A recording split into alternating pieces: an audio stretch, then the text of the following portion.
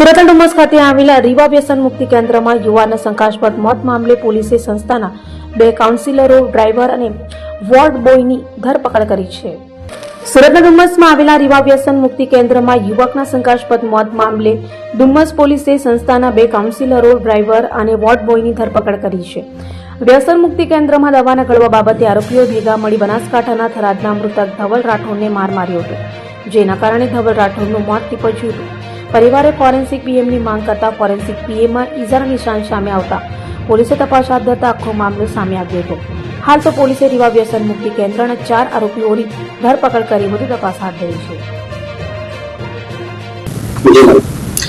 Dumas police station વિસ્તારમાં આવેલ પરિવર્તન ટ્રસ્ટ દ્વારા સંચાલિત રીવા રિહેબ સેન્ટરની અંદર તારીખ 1ના રોજ રાતના સમયે ધવલ રાઠોડ નામનો જે પેશન્ટ એડમિટ કરેલો હતો તેનું શંકાસ્પદ સંજોગોમાં મૃત્યુ થયેલ.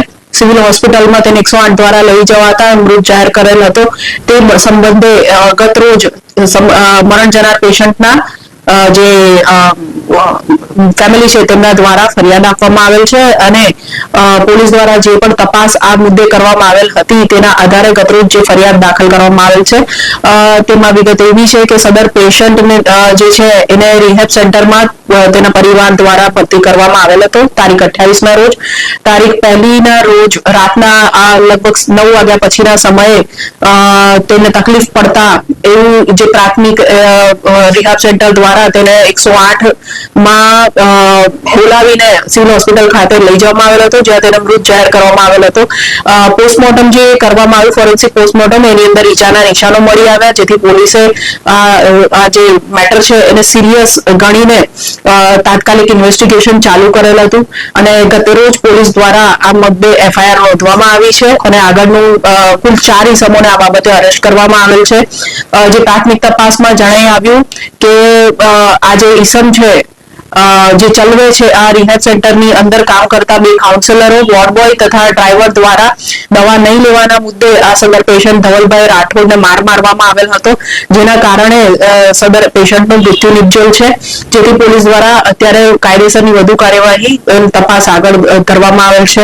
આમાં જોઈએ તો જિગ્નેશ દેસાઈ, રોહન સંઘાણી, શૈલેષ વાઘેલા અને દિલીપ જોશી જે 4 કાઉન્સિલર, વોર્ડ બોય તથા ડ્રાઈવર તરીકે રીવા રિહેબ સેન્ટરમાં ફરજ બજાવે છે તેઓ દ્વારા પેશન્ટને માર મારવામાં આવેલ હતો. હજુ પોલીસ દ્વારા આરોપીઓને કોર્ટમાં રજૂ કરીને રિમાન્ડ મેળવવાની કાર્યવાહી કરવામાં આવી રહી છે.